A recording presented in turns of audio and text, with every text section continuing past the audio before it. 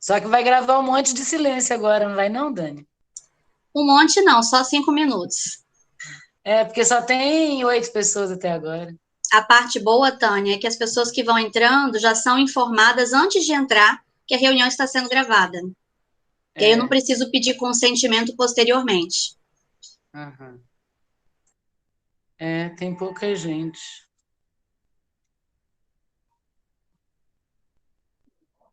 Já tem a dinâmica de como vai ser a conversa?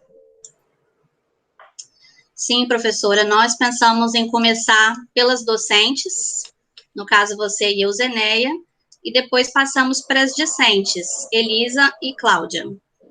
Boa noite, Elisa, tudo bem? Boa noite, tudo bom? Boa noite, Elisa. Ei, Elisa, saudade Oi, também. Ai, que saudade para todo mundo. Ai.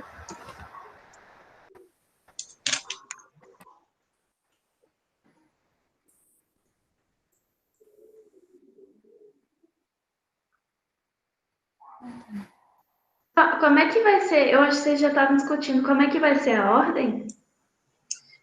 Elisa, nós vamos começar com as docentes, a Márcia e a Euzeneia, e depois a gente passa para vocês, para você e para a Cláudia, tudo bem? A Tudo gente bem. encerra com o Vitor. Ok.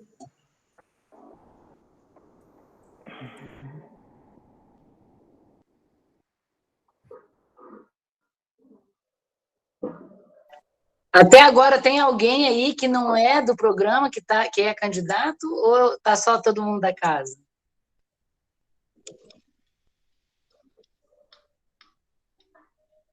Vai ser colocado no YouTube depois? Porque tem Sim, essa vantagem, né? Mesmo se a gente não tiver público agora, isso fica disponibilizado lá, né, para quem quiser consultar. com certeza, estamos gravando para disponibilizar.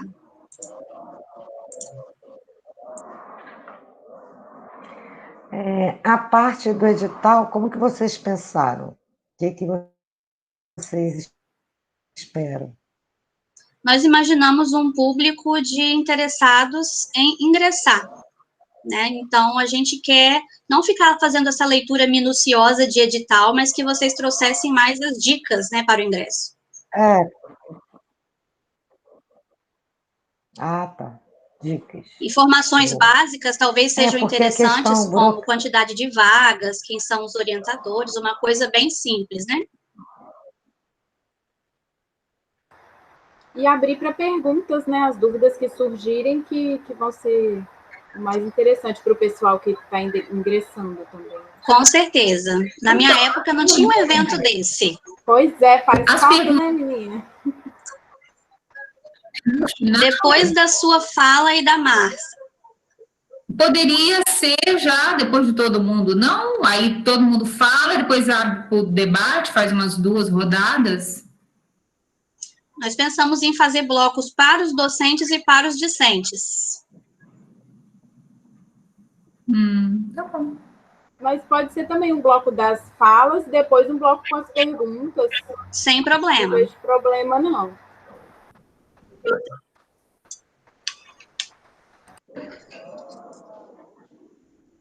Deixa eu perguntar uma coisa. Pois não. A prova, que era antes prova escrita, eu vi que agora vai ser uma prova via vídeo, né? Mas vai ser aquele mesmo esquema de ter os textos de cada área e vão ter que ler os textos e tudo mais? Sim, tem uma referência bibliográfica, né, distribuída para as 3 áreas. Pode optar por escolher 4 referências, né, bibliográficas das 6. Fazer uma fala, né, enfim, sobre essa bibliografia escolhida, e aí fica a critério, se ele quiser passear pelas 3 áreas, se ele quiser focar mais na área de interesse dele, do próprio projeto. Entendi. Tá bom, obrigada. E as perguntas vão ser em cima dessa essa escolha, né?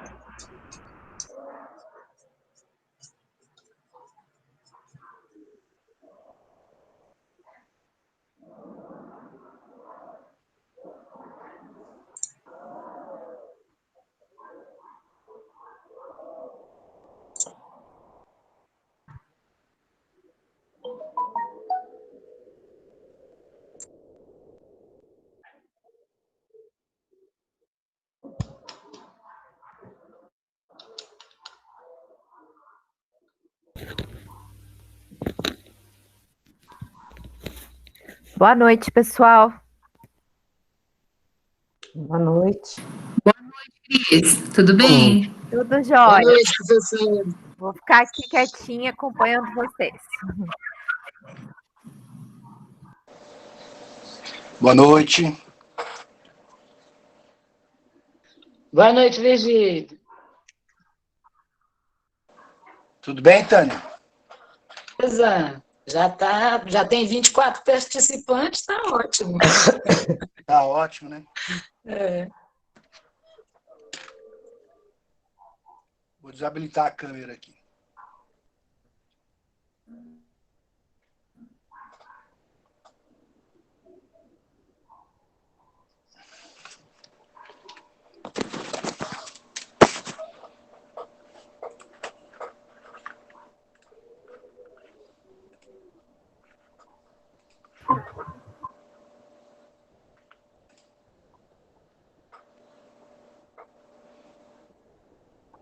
Colatina presente, tá ótimo.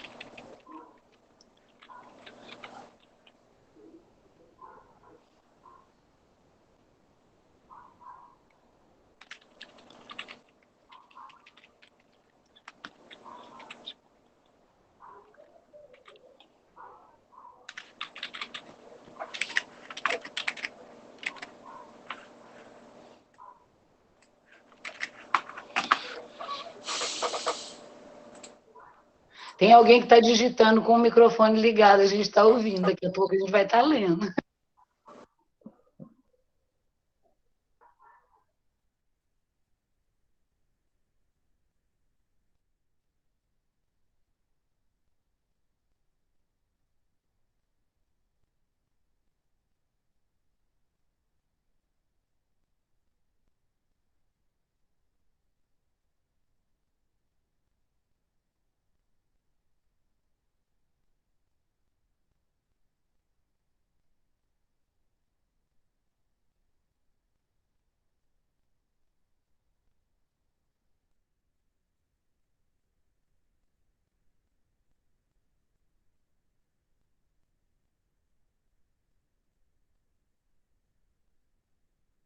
Quem vai começar, gente? Acho que já podia começar, não?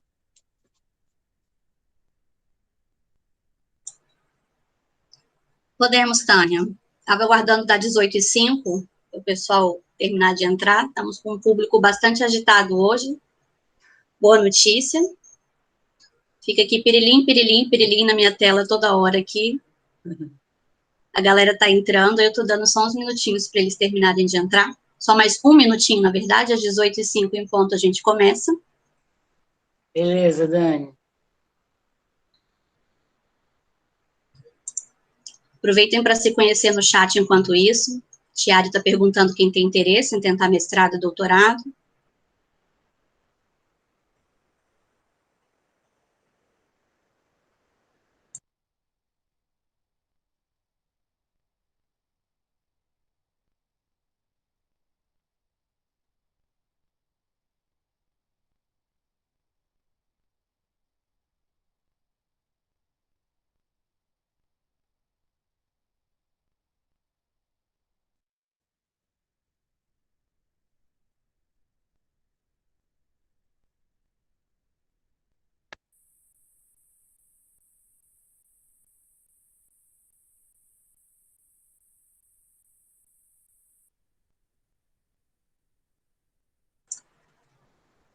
18h05 em ponto, já podemos dar início. Primeiramente, boa noite a todos e todas que estão participando conosco nessa semana de abertura do PGCS.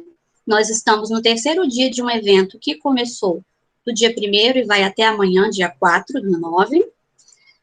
Nesse nosso evento, nós já tivemos no dia 1º o professor Nelson Preto, da UFBA, que trabalhou da universidade durante esse período de pandemia. Nós tivemos ontem nossa dupla de coordenadores, Cristiana Lozecan e Marcelo Fetz, mediados por uma discente do nosso doutorado, que foi a Tânia Silveira, conversando sobre a estrutura interna do PGCS.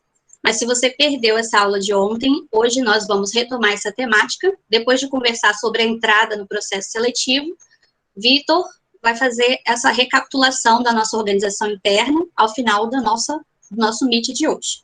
Tá bom? Eu sou Daniele Villarreal, nem me apresentei, né? Daniele Villarreal, vou ressaltar o sobrenome que nós temos muitas Danieles nesse programa, um programa de muitas Danieles e Danielas. Eu sou a Dani Villarreal, da turma do doutorado de 2019, aliás, a turma que inaugurou o doutorado no nosso programa, e hoje eu vou estar mediando essa roda de conversa.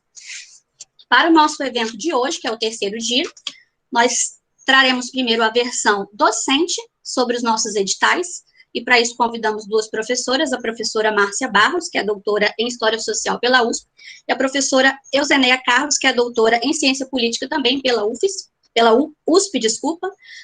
ambas pós-doutoras, ambas professoras titulares do nosso programa, com grande chance de vocês encontrarem com elas após ingressarem durante as nossas disciplinas. Estou aqui nesse programa já desde o mestrado, então já sou filha dessa casa há alguns anos. Tive a oportunidade de encontrar com a Euzeneia em várias disciplinas, porque também é minha orientadora. Com Márcia ainda não tive a honra, mas adoraria. Então, vamos começar. A Márcia, ela vai focar no processo seletivo do mestrado e a Euzeneia no processo seletivo do doutorado.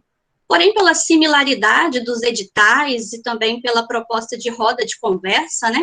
Não vejo problema nenhum que uma possa fazer inferências durante a fala da outra, né? Vocês podem se complementar.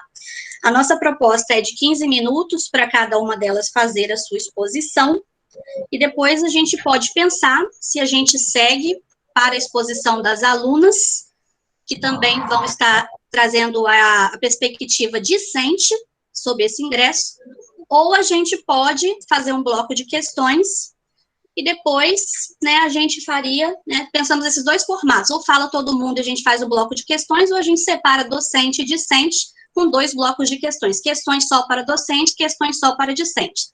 Depois que as professoras falarem, a gente pensa qual que é o melhor formato para o bloco de questões. Em todo caso, já adianto, se você tiver questões, por favor, se inscreva no chat, coloca, por favor, o seu nome e sobrenome, escreve na frente, quero perguntar, tá bom? Que eu vou deixar registrado aqui que você quer participar, e assim que a gente abrir o bloco de questões, eu chamo pelo teu nome, você, por favor, abre a sua câmera e pode se dirigir à pessoa que você quer perguntar.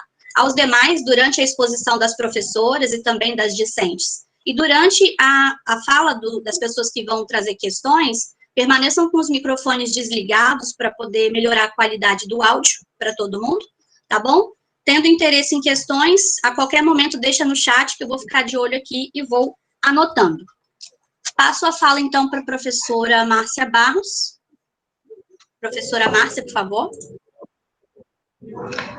Bom, boa noite a todos e todas. Um prazer estar aqui com vocês, né, a despeito das circunstâncias que hoje colocam, né, de frente à virtualidade, mas temos que prosseguir e dar continuidade aos nossos processos dentro da universidade.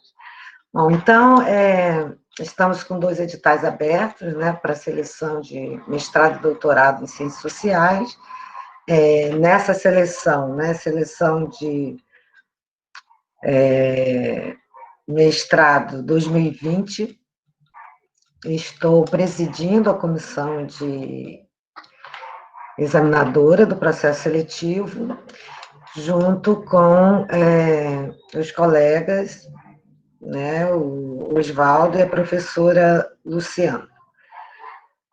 O edital dessa seleção, ele traz uma novidade importante, né, além de reafirmar a questão das cotas PPIs, com 25% das 24 vagas no total. Temos também esse ano as cotas trans, 10% de vagas destinadas à cota trans. Então, isso é um marco importante dentro do PP, do nosso programa de pós-graduação em Ciências Sociais, e a nota de corte das vagas de cota, tanto PPI como trans, é a nota 6.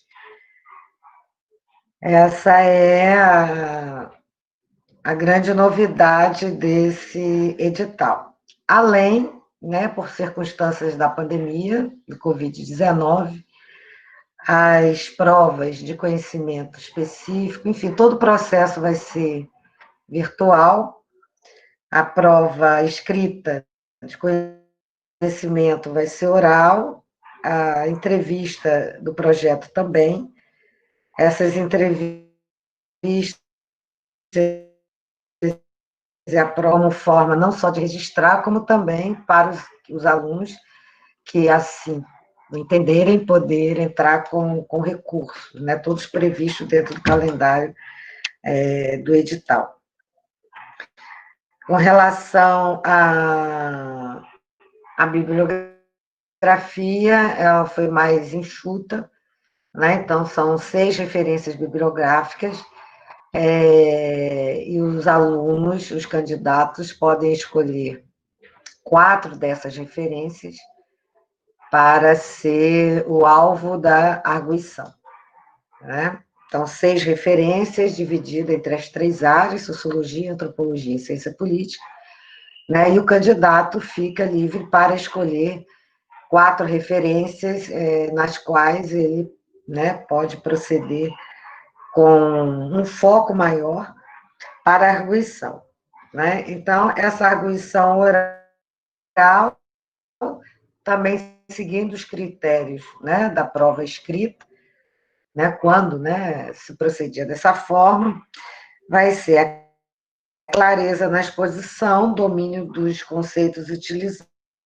referência nas respostas, né, e o foco, né, nas questões que a comissão for arguir os candidatos. Então, é importante fazer um plano de estudo, né, uma dica importante em qualquer processo seletivo, né, e particularmente no processo seletivo de mestrado, é que o candidato leia todas as referências, né, se aproprie de forma bastante específica dessa referência bibliográfica, selecione, né, dentre as referências bibliográficas, aquelas as quais ele já tem uma maior intimidade, uma leitura, enfim, né?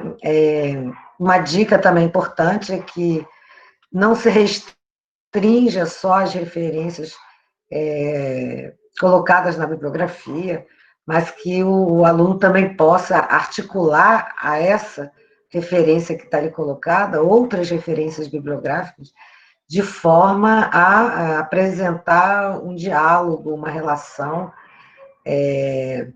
coerente entre tanto as referências colocadas no edital, quanto as possíveis referências que o aluno possa articular, né? É importante também, nesse estudo, segue aí uma dica também, que os alunos, os candidatos, né, leiam essa bibliografia, né, de uma forma sistemática, né? É uma prova oral, então vai requerer uma habilidade diferente de uma prova escrita, né? Então, sabemos que tem pessoas que têm maior facilidade em escrever do que falar. Outras, né, têm maior habilidade na expressão oral do que na escrita. Então, isso deve ser levado em conta de acordo com o perfil de cada um, né? Então, se o candidato tem uma maior desenvoltura na escrita e um tanto de dificuldade da oralidade, é importante que treine, né, que faça vídeos com outros colegas, apresentem o texto para outros colegas, né? Porque é importante que, né, a fala e a oralidade ela se mostre de uma forma coerente, clara, para aquele que está ouvindo, né? Então, esse exercício eu acho uma dica bem interessante, que não se perca nos detalhes, né, mas que foque, né, no tema, ou na questão principal que o autor ou a autora estiver discutindo, né, de forma a apresentar de uma forma objetiva, clara, né, a temática ou a discussão ali em curso, e que demonstre também a capacidade de articular essa discussão, de preferência nas três áreas, né?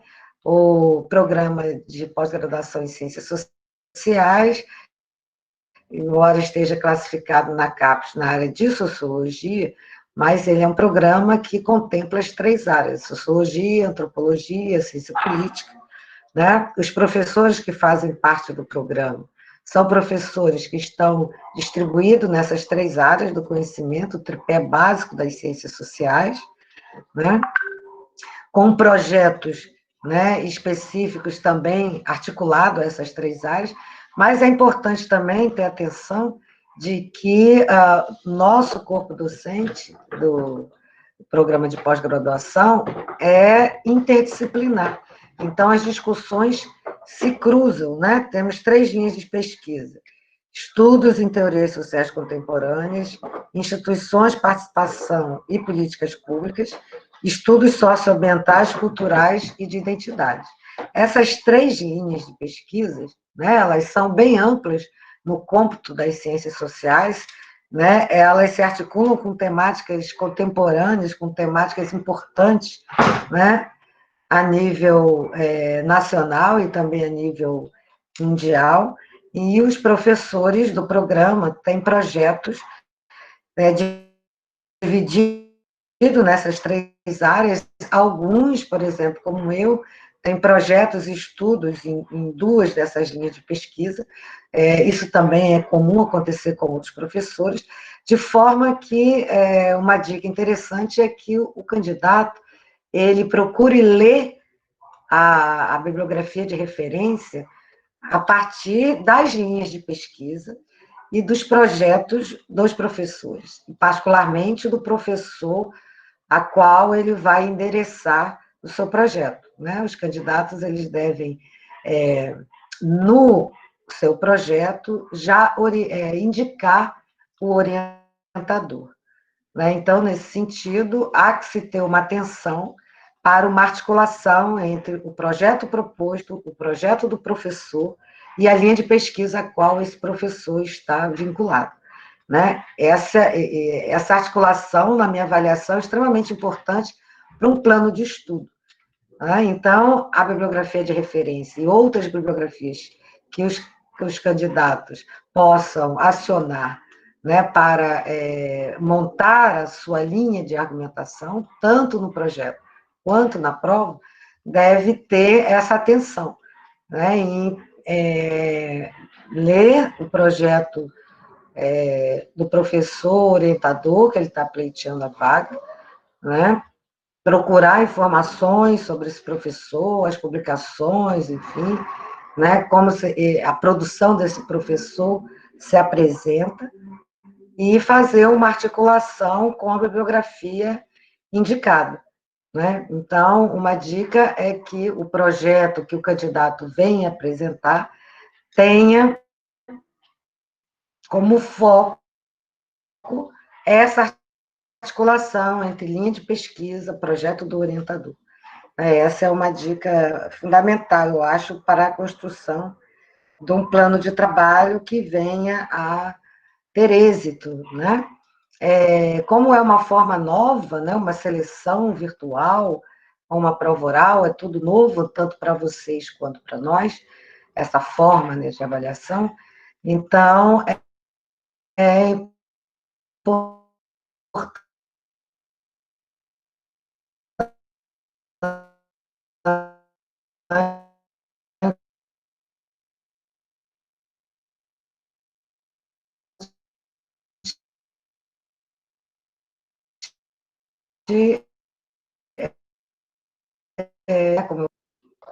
na avaliação.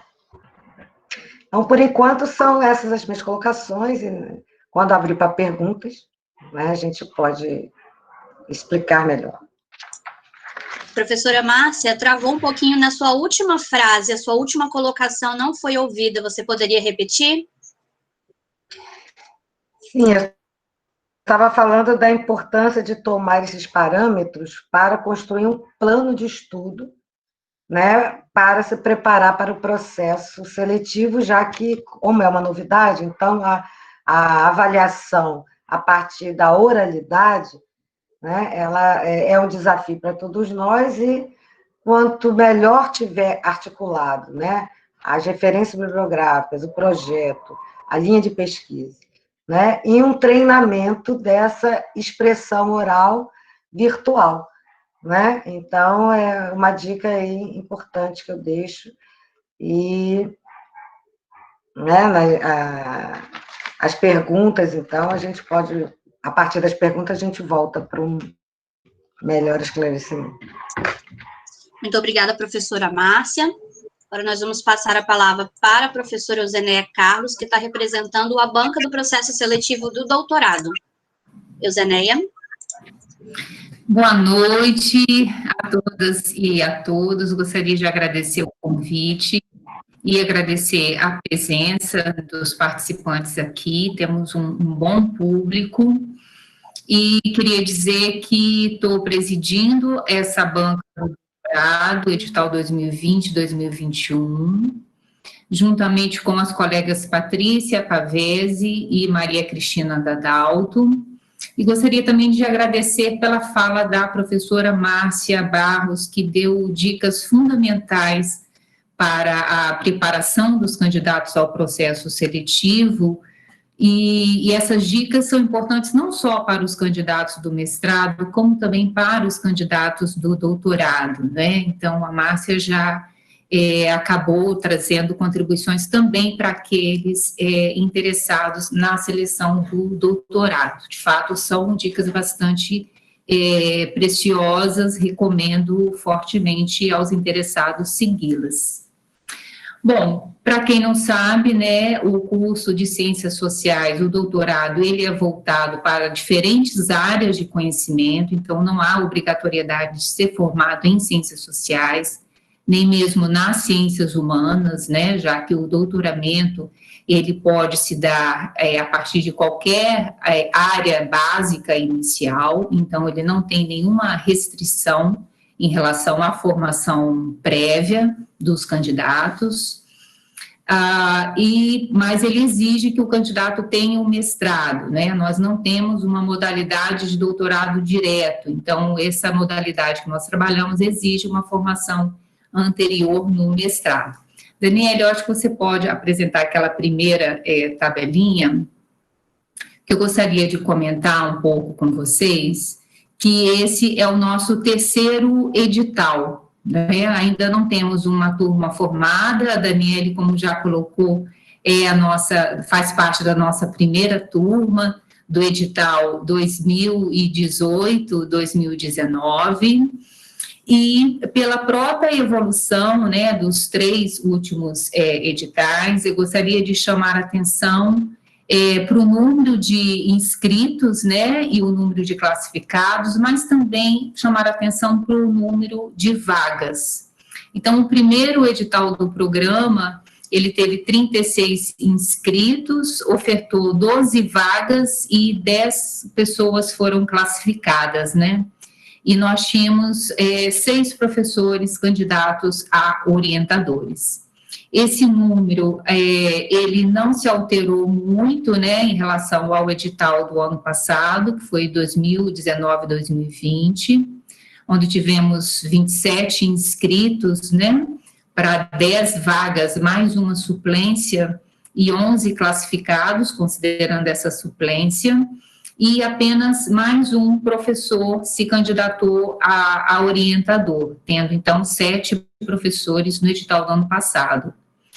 E, nesse ano, a nossa grande novidade em relação ao número de vagas é que praticamente a oferta de vagas, ela dobrou, então hoje temos 21 vagas ofertadas, considerando mais uma suplência, e 15 professores do programa se candidataram à orientação no doutorado, né? Então, nós temos o dobro de oferta. Ainda não sabemos as implicações disso para o número de inscritos, né? Mas, com certeza, isso pode ser um motivador para a inscrição dos candidatos, né? Bom, então, dessa tabela, Daniela, era só isso mesmo que eu queria destacar, né, dizer que, não, essa depois a gente, mais para o finalzinho, você pode parar de projetar por enquanto, tá bom? Obrigada. Então, gostaria, né, inicialmente de chamar a atenção para o fato de que é o nosso terceiro edital, né, isso já traz uma certa experiência em trabalhar com essa modalidade de pós-graduação.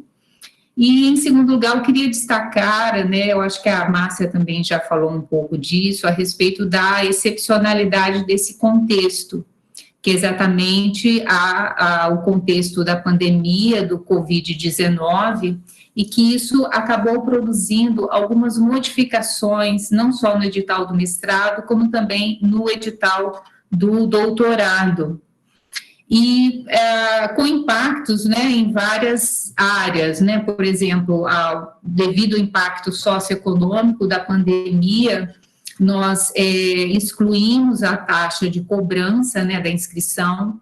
Então, nos editais passados, havia a possibilidade dos candidatos sem condições financeiras pedirem a isenção, só que esse ano todos os candidatos, eles serão isentos, né, da taxa de inscrição. Uma outra diferenciação, também em virtude do contexto pandêmico, diz respeito à comprovação da proficiência em línguas, né? No doutorado são 2 línguas obrigatórias, sendo que o inglês é obrigatório e a segunda língua obrigatória é o francês ou o espanhol. E o que nós alteramos é a forma de comprovação da proficiência nessas 2 línguas, né? Então, para aqueles candidatos que não tenham, até o momento da inscrição, os documentos comprovatórios, eles vão poder fazer isso até 1 ano letivo após a matrícula no doutorado. Então, isso significa que terão um prazo de até a matrícula de 2022-1 para estar apresentando essa documentação. E o edital também abre a possibilidade de comprovar a proficiência através da comprovação do mestrado, né, feito anteriormente, a comprovação pelo Núcleo de Línguas da UFES ou através de outras instituições de línguas, não especificamos quais, né, o que dá abertura para o aceite das diferentes escolas de línguas, né. Então, essa foi uma alteração feita em virtude do contexto da pandemia, dado o cancelamento do edital de provas de proficiência do Centro de Línguas e o próprio fechamento das escolas de línguas, né? Então, inviabilizando a formação de alguns candidatos que estariam com essa programação feita, né? Então, digamos que esse é um segundo impacto do contexto da pandemia sobre o edital do doutorado. E um terceiro impacto, né, que a Márcia também já destacou, é que neste edital, não só a inscrição, como também todas as etapas da seleção vão acontecer na modalidade online, né? Isso certamente vai representar um desafio, não só para os alunos, né, os candidatos, mas também para a banca. Aliás, já está sendo um desafio para todos nós lidarmos com uma maior frequência com o contato online, e aí o que a banca recomenda é que vocês procurem conhecer com antecedência a plataforma que nós utilizaremos. Nós utilizaremos o G Suite, que é uma plataforma adquirida pela universidade, né, que nos dá condições de gravar a entrevista e a arguição do projeto. Então, o que se recomenda é que vocês busquem tomar intimidade o quanto antes com essa plataforma e produzir um certo ensaio, um treinamento a respeito da defesa dos seus projetos nessa modalidade virtual, né?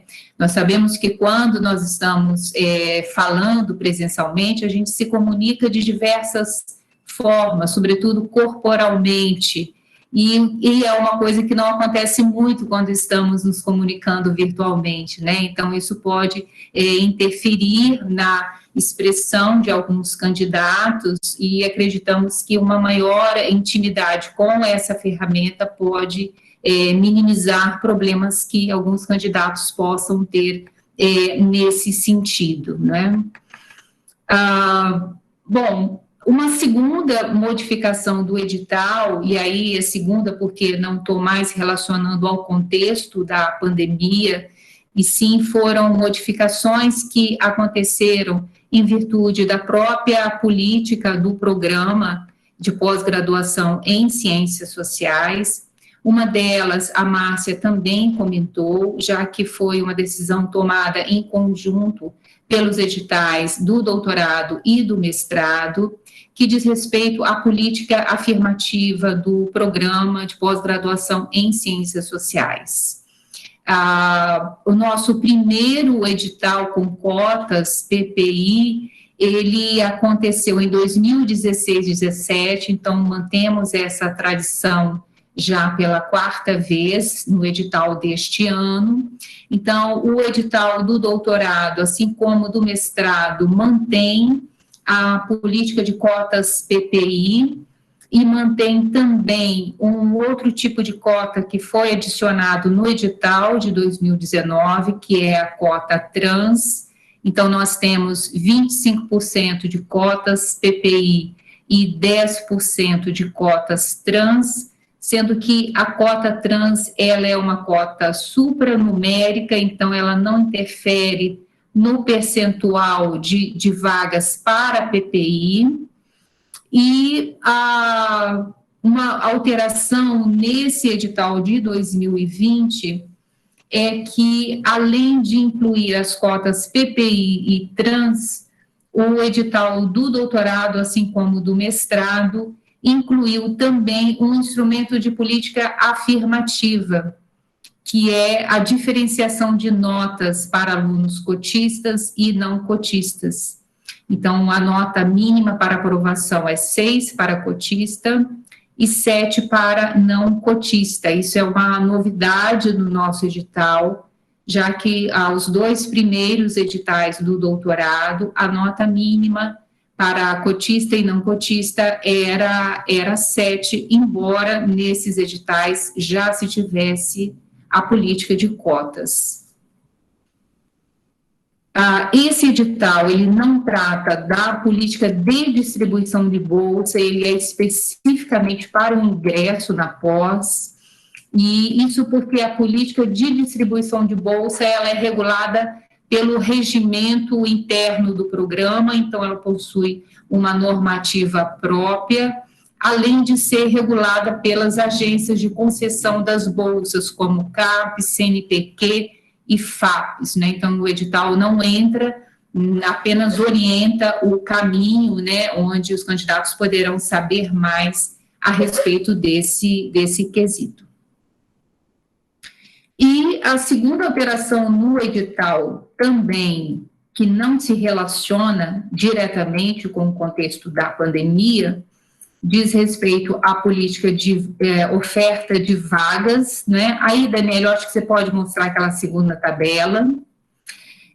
A política de oferta de vagas do programa decidiu pela ampliação das regras para a inclusão de professores do programa como possíveis orientadores no doutorado. Isso produziu essa significativa, né, esse significativo aumento do número de professores ofertando vagas. Como eu destaquei para vocês anteriormente, nós chegamos a dobrar a oferta de 10 para 21 vagas, né, com possibilidade de virar 22, se houver suplência. E essas vagas, elas estão distribuídas nas 3 linhas de pesquisa que compõem o programa. E aqui nós temos nessa tabela uma distribuição das vagas por linhas, né? Como vocês podem observar, não existe nenhuma discrepância, muito pelo contrário, há um equilíbrio, né, muito interessante, tanto do número de vagas como do número de professores por linha de pesquisa. Eu acho que esse dado por si só reflete como que o curso na UFES, de fato, é um curso de ciências sociais, embora a CAPES, né, nos coloque na área de concentração de sociologia. A nossa oferta e os projetos que nós desenvolvemos expressam como que estamos circulando nas 3 grandes áreas.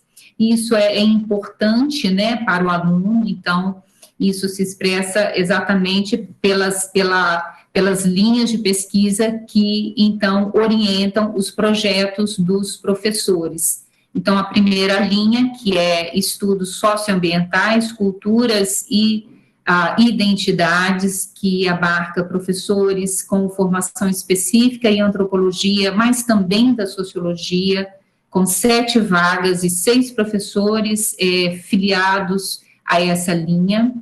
A segunda linha, que é estudos em teorias sociais contemporâneas, que nós temos professores de sociologia, mas também da ciência política, com 6 vagas e 4 professores. E a terceira linha de pesquisa, que é instituições, participação e políticas públicas, que é uma linha com 8 vagas e 5 professores, composta por professores da área de ciência política e de sociologia. Então, essa dinâmica entre as 3 áreas, ela se reflete também na composição do corpo docente, através das linhas de pesquisa do programa. Daniela, era só essa tabela, eu acho que você pode encerrar a apresentação. E agora eu gostaria de falar um pouco mais sobre o processo seletivo em si, né? O processo seletivo, ele é composto por 3 grandes etapas, não tem prova escrita na seleção do doutorado.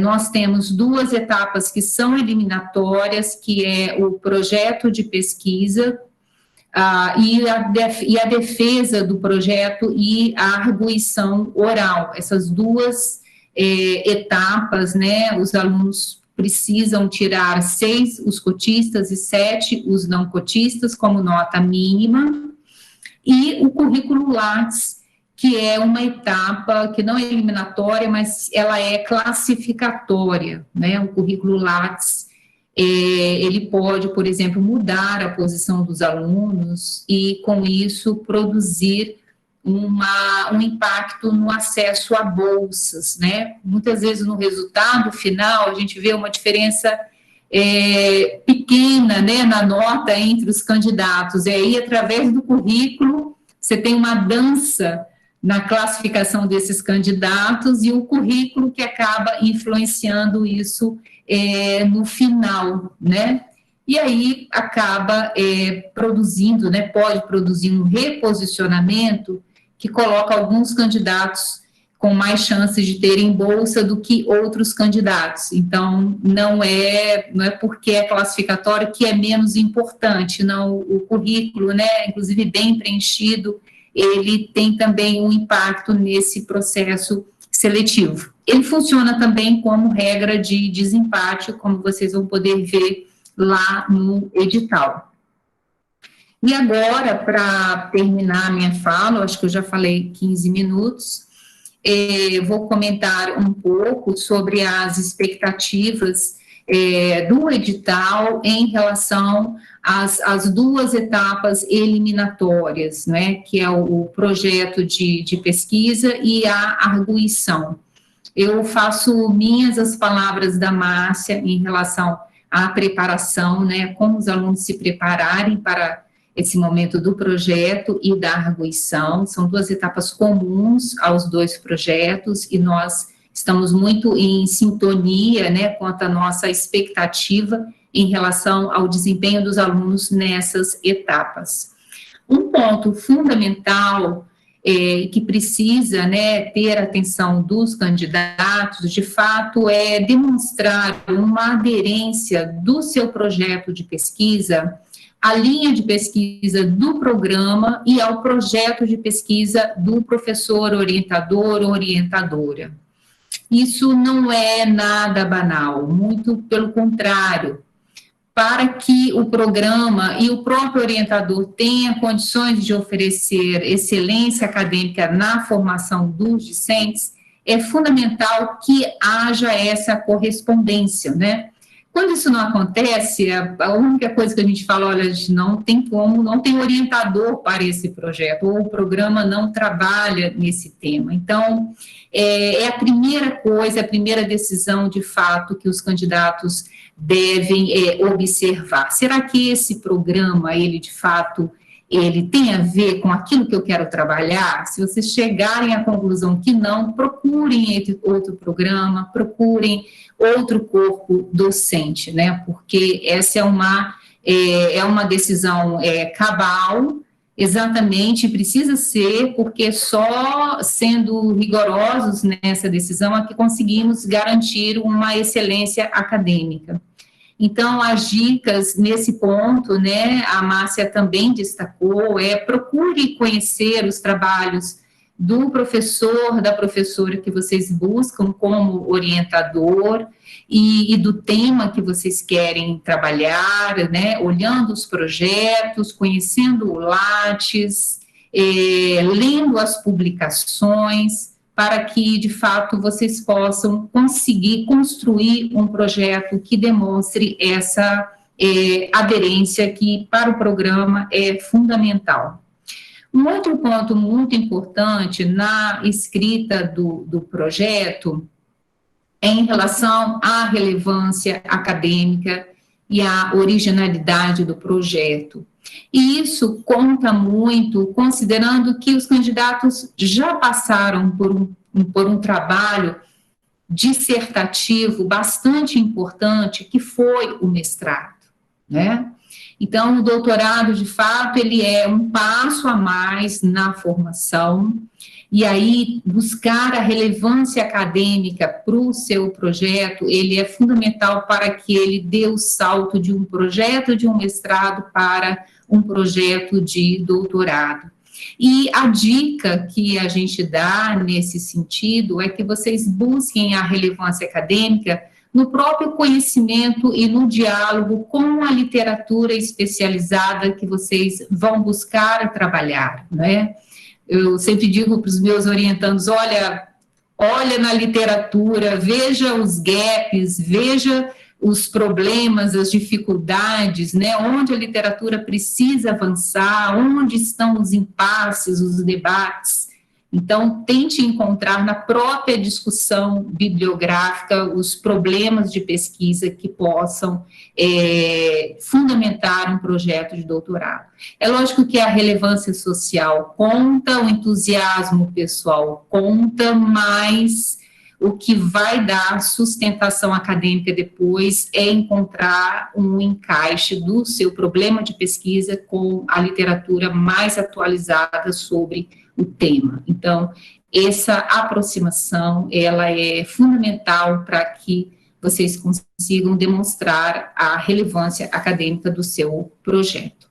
Por isso mesmo, fazer uma boa revisão da literatura, né, como está mesmo colocado no edital, ela não é apenas uma das seções do projeto que você tem que fazer, mas ela pode ser também uma porta de entrada para você identificar identificar o seu problema de pesquisa e aí te ajudar a pensar em um recorte, né? Um recorte espacial, temporal, em torno de um objeto de estudo. Um outro ponto que se destaca muito e que se espera, né, se tem expectativa sobre no projeto de pesquisa, diz respeito aos procedimentos metodológicos, né? Muitas vezes a gente gasta bastante tempo na problemática, na revisão da literatura e já chega na metodologia sem fôlego, né? Mas a metodologia, ela é fundamental, porque é ali que quem lê o projeto começa a refletir sobre a sua viabilidade, a sua possibilidade de execução, né? Então, é quando, de fato, o candidato vai refletir sobre como que esse projeto vai poder ser executado a partir de quais métodos, quais instrumentos de pesquisa, com quais tempos, né? Então, a dedicação à metodologia do projeto também, ela é igualmente importante. E algo que eu gostaria de destacar também é que os candidatos tomem um cuidado de não colocar, né, o seu nome, né, no projeto. Então, o projeto tem que chegar anônimo. Esse é um cuidado que as bancas do PGCS já vem tomando há algum tempo. Então, os projetos têm chegado até nós sem identificação do nome, né, o que permite uma maior objetividade na avaliação desses projetos, e nós temos conseguido fazer isso através de uma comissão de deferimento das inscrições. Então, as inscrições não chegam para a banca, as inscrições chegam para uma comissão, e essa comissão, sim, tem acesso ao nome, e essa comissão repassa para a banca os projetos que são projetos anônimos, né? Então, vocês tomem esse cuidado de não identificar o projeto com nome, porque está no edital que isso gera uma desclassificação. Mas vocês vão ter a oportunidade de se identificar através de uma carta de intenções, né? O edital fala de uma carta de intenções, onde o candidato diz o seu nome e ali justifica por que quer fazer o curso de doutorado em ciências sociais e justifica também a escolha do orientador. A segunda etapa eliminatória, aí já estou terminando, Daniele, que eu acho que eu já passei um pouco do tempo. A segunda etapa, que é a defesa do projeto e a arguição oral, ela replica muito o que está no projeto, né?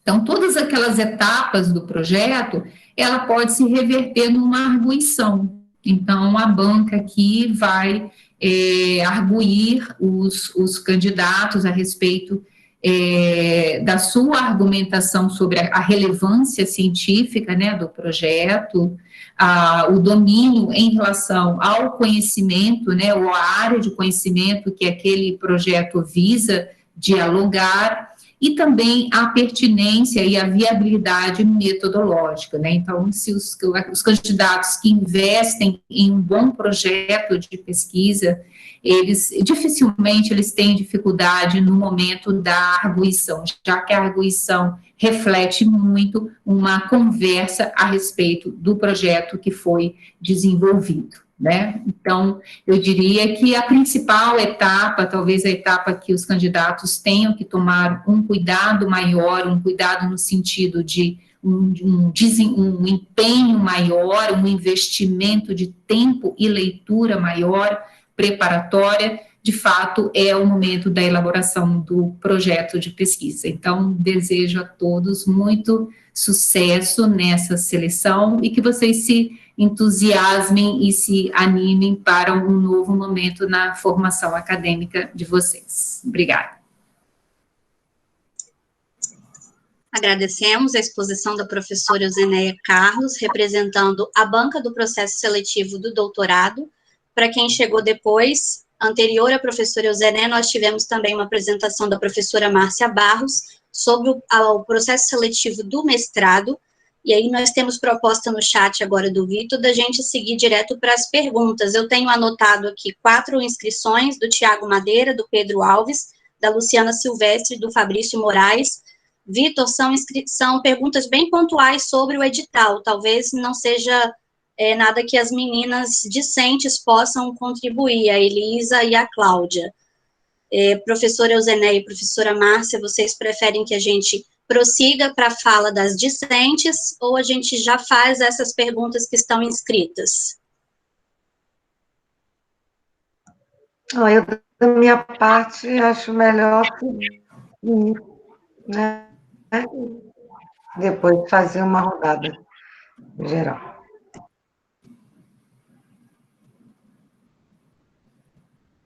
Professora Euzenéia, prefere fazer as perguntas no final? Não, fico com o que a Márcia falou. Sigo a Márcia.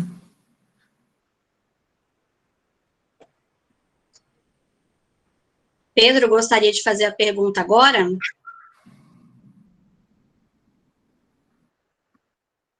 Oi, boa noite. Posso fazer sim. É uma pergunta específica para a professora Euzenéia sobre o item que ela chegou a tocar no edital do doutorado, que é em relação ao certificado de proeficiência. E aí tem uma questão, e a pergunta é: o edital diz que aceitarão como certificado de proeficiência da língua inglesa uma declaração da instituição onde o aluno cursou o mestrado.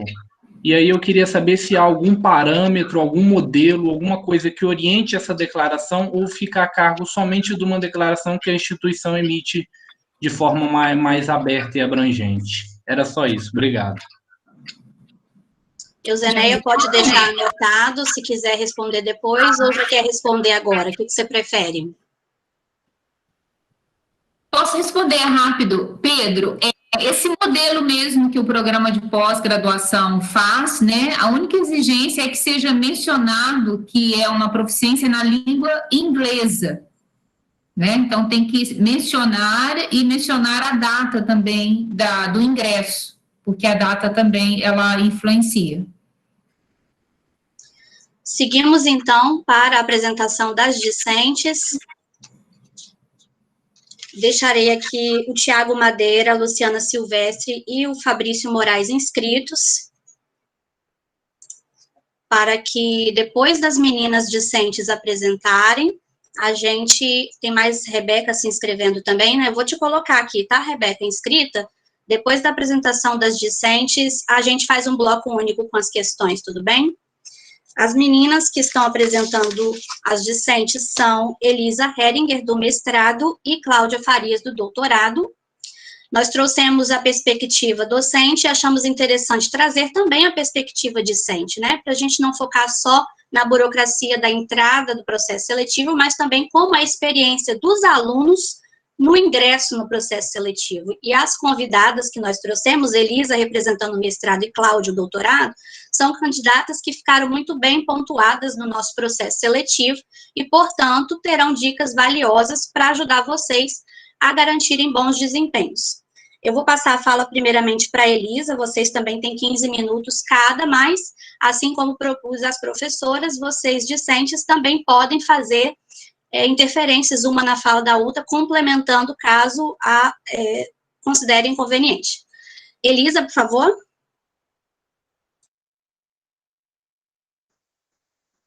Oi, pessoal, boa noite. Eu sou Elisa. Muito obrigada pelo convite, Tiare. E já aproveito para mandar um beijo para meus colegas do mestrado que estão aí, que eu estou vendo.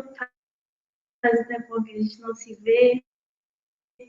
Muito bom.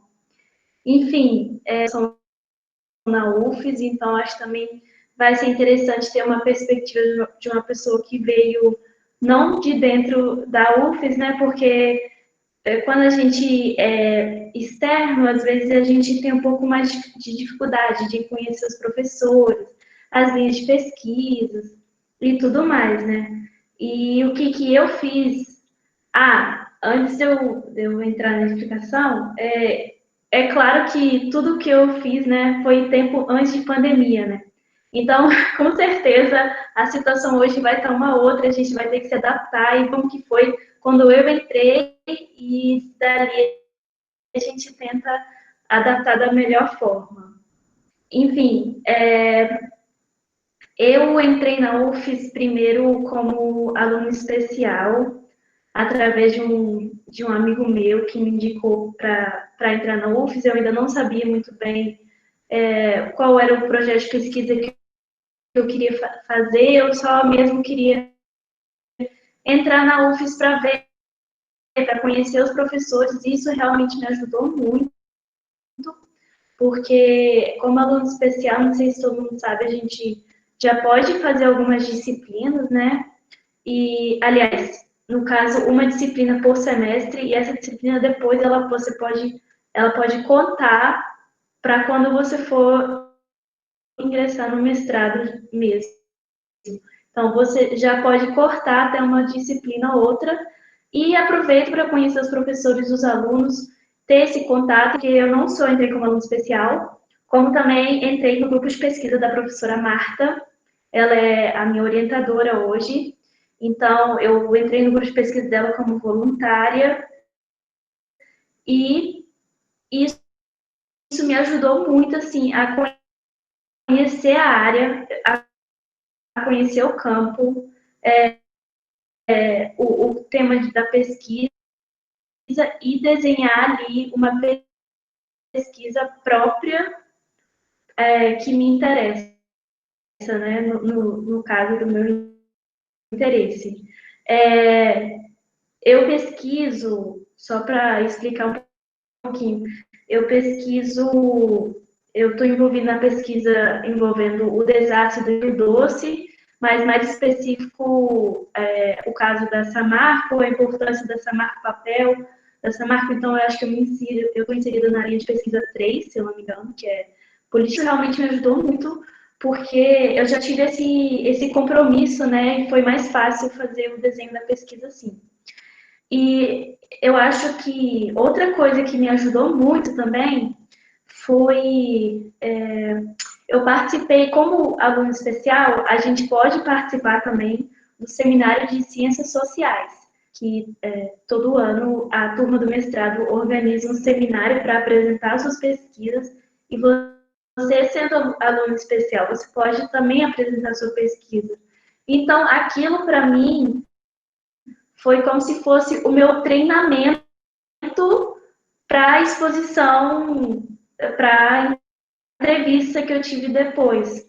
Então, eu já tinha um texto escrito, a partir desse eu consegui melhorar o meu projeto, eu já tive um certo feedback de pessoas, e já pude, assim, treinar, apresentar. O seminário é muito legal, eu acho que vale muito a pena, o seminário interno da UFES, e a gente sempre precisa de pessoas para apresentar. Então, assim, quem pode, eu acho que é muito legal mesmo ter essa oportunidade. Bem,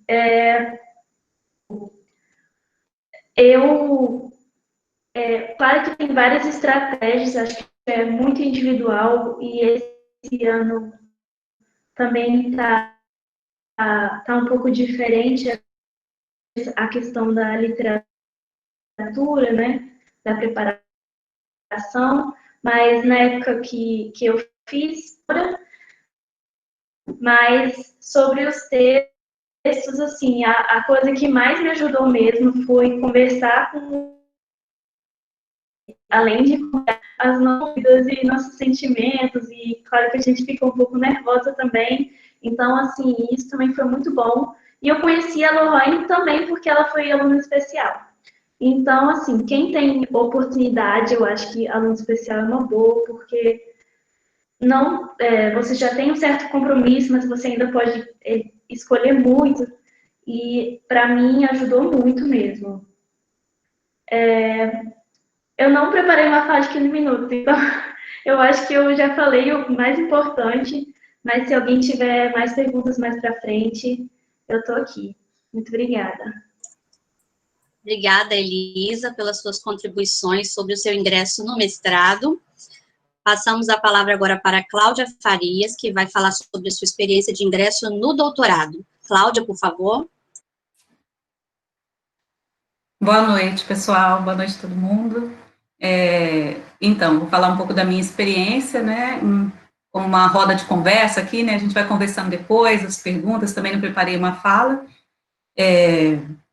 O que eu encontrei, assim, de maior dificuldade na hora de tentar o processo seletivo, né, do doutorado, é porque ele implica em fazer escolhas, e é muito difícil isso. Então, o que a professora Márcia comentou no início, né, de você articular a linha de pesquisa, a área de sua escolha, que é que você quer atuar, com o seu projeto, isso é muito complicado, isso demanda muito tempo, demanda maturidade, demanda você refletir sobre o que você quer fazer, sobre qual a sua contribuição para a sociedade, né, o que você pensa de universidade, pensa também sobre a sua postura política, né, uma escolha epistemológica. Então, eu acho que a maior parte do tempo, e o que me tomou muita energia na época do meu processo seletivo, foi refletir sobre essas questões.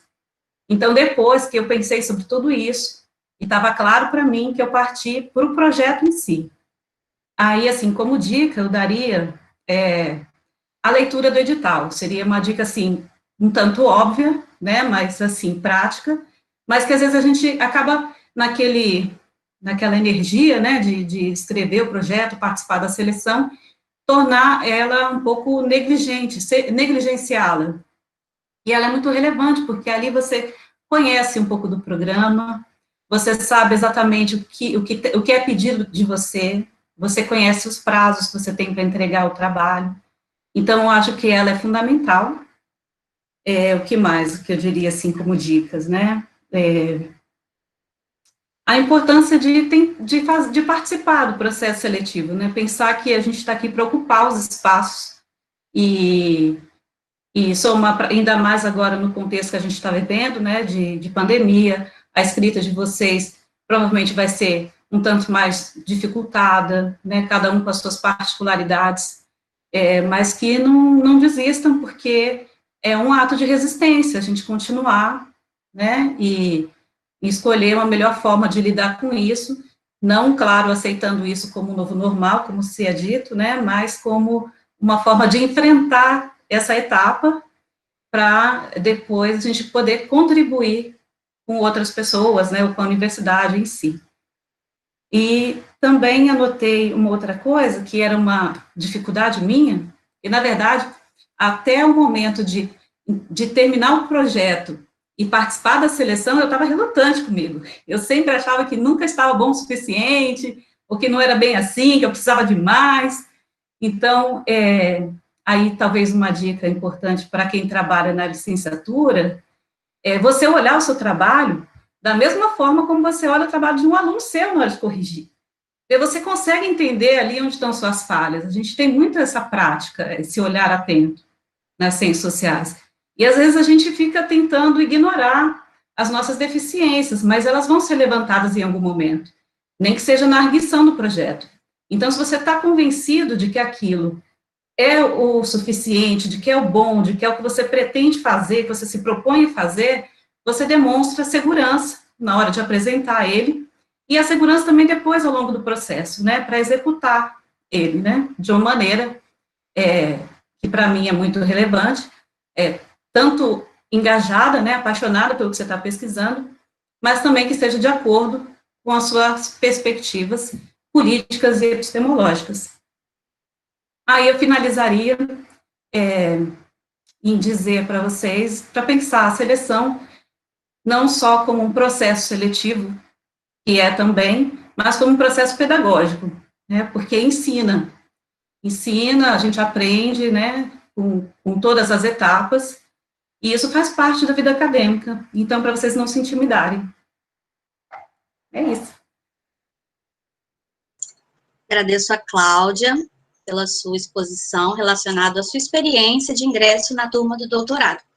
Agora nós vamos passar a palavra para o Vitor, também é aluno discente do doutorado, Vitor de Jesus também da primeira turma de doutorado, né? Inauguramos o doutorado aqui no PGCS, e ele vai falar também sobre a sua experiência, porque foi um dos que ficaram melhor classificados no processo seletivo, pode contribuir também com dicas para o seu bom desempenho, assim como ele vai fazer uma explanação sobre a nossa organização interna para aqueles que perderam a nossa live de ontem, podem aproveitar esse conteúdo também hoje. Vitor, por favor.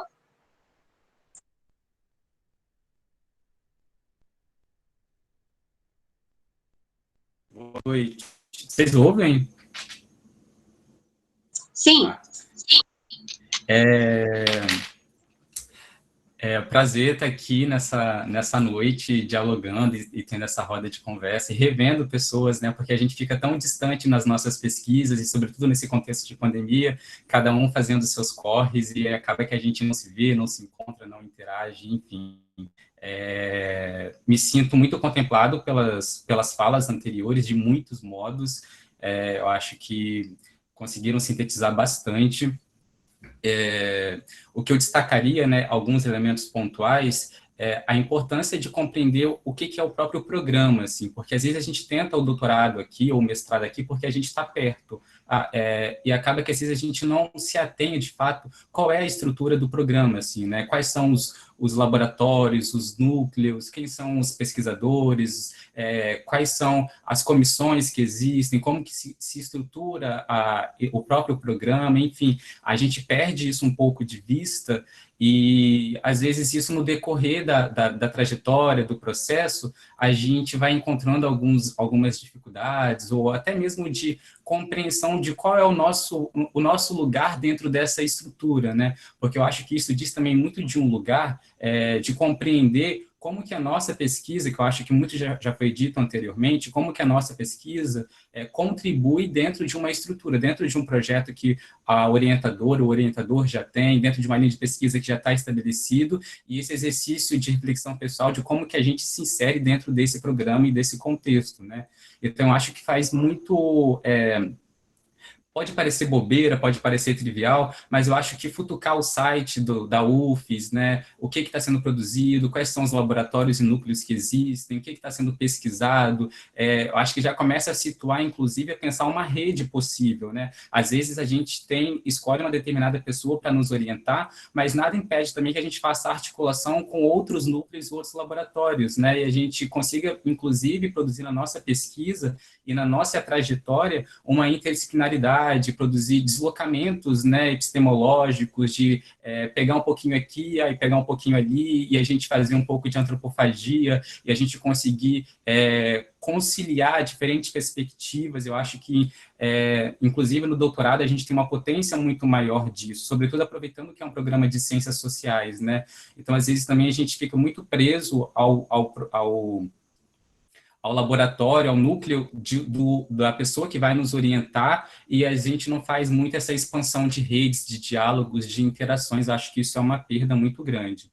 Então, a gente também tem no site do PGCS uma aba chamada Formulários, onde lá tem um guia para não se perder no PGS UFES, que é um pouco desse resumo, dessa síntese do programa, de quais são os laboratórios, quais são os núcleos, quais são as linhas, qual é a estrutura física, quais são as bibliotecas que estão disponíveis, enfim, todo o arranjo institucional, toda a dimensão de regimento do PGCS, né, quais são os prazos, quais são as normas dentro do programa, enfim, acho que consegue nortear um pouquinho quem está entrando, se situando dentro do PGCS. Então, eu super recomendaria olhar o site da UFES e olhar essa aba do formulário Guia para não se perder no PGCS UFES, que eu acho que ali tem uma síntese muito boa. Um outro ponto que eu acho que contribuindo com o que a Cláudia falou, a questão de ler o edital. Às vezes a gente está muito atropelado, a gente se preocupa muito na parte teórica do nosso projeto, né, de escrever o texto, e a gente perde a dimensão, e às vezes está tudo muito... a gente vai deixando para a última hora, né? Isso já é a nossa marca enquanto brasileiros, né? Dessa coisa de ir empurrando com a barriga, e quando sai o edital eu faço as coisas de uma forma mais acabada, e acaba que o edital é a regra do jogo, né? E se a gente não compreende as regras do jogo, E se a gente não tem uma leitura atenta, a gente perde muito. Eu fui dessa comissão que foi citada, a Eusinéia, se eu não me engano, falou, da comissão de inscrições, e muitos projetos ficavam no meio do caminho, as inscrições eram indeferidas porque não cumpria os pré-requisitos básicos do edital, ou seja, o edital colocou que tem tal e tal documento e a pessoa submeteu os documentos sem os documentos solicitados pelo edital, ou seja, um erro trivial, bobo, e que a pessoa vai perder 1 ano, porque aí ela vai ser indeferida, e que, obviamente, tem os prazos de recurso e as condições de recursos que também são colocadas no edital. Você tem que ter lido o edital para você poder saber, inclusive, quando que você pode entrar com recurso ou não, e acaba que isso se perde. Então, acho que ler o edital é fundamental, inclusive, para poder se munir quando precisar entrar com recurso, quando tiver alguma questão colocada nesse sentido, do que também não foi muito bem definido no edital, e também tem prazo também para entrar em recurso contra o próprio edital, né? Então, acho que isso tudo a gente precisa se posicionar e compreender enquanto documento. Eu acho que um outro ponto também, que é anterior ao processo seletivo, mas que está nesse entremeado, que é quando a gente vai submeter, né, fazer as matrículas, a gente tem que escolher a pessoa que vai orientar. E eu acho que a gente tem que ter um cuidado muito grande nesse processo da escolha, porque muitas vezes também é atropelado, assim. A gente abre o edital, vê o projeto tal, e aí a gente fala, nossa, projeto tal, que bacana, combina, eu dialogo com isso e eu vou escolher essa pessoa para me orientar. Só que acaba que essa é uma escolha muito limitada. Eu acho que existem 2 aspectos aí, que também já foi falado antes, né? O aspecto da afinidade intelectual, que é compreender o texto, o que essa pessoa que você está escolhendo para orientar, qual é a perspectiva teórica, quais são os conceitos, qual é a defesa dela, né, nesse nível teórico, conceitual, a pesquisa dela, esse nível intelectual. Essa afinidade é importante, mas eu acho que tem uma outra dimensão que às vezes a gente discute muito pouco e que agora, na ciência brasileira, a gente tem discutido um pouco mais, que é da questão de relações tóxicas e abusivas na orientação. Então, a gente também tem que tomar muito cuidado na hora de escolher a pessoa que vai orientar, se a gente puder fazer um exercício de tentar ver pessoas que foram orientadas por ela, ver no programa, pessoas que já estabeleceram relações acadêmicas, profissionais de orientação com essa pessoa que você escolheu, para ver se o trato dessa pessoa é um trato humano, se as relações são saudáveis no cotidiano, porque eu acho que é uma perda muito grande, e infelizmente isso é uma reclamação de muitas pessoas, inclusive no próprio PGCS, de relações tóxicas, de assédio moral. Isso é muito comum, isso não é só no PGCS, né? A gente está falando de estrutura da universidade brasileira, de como que o ego, né, e toda essa estrutura de poder que é colocada,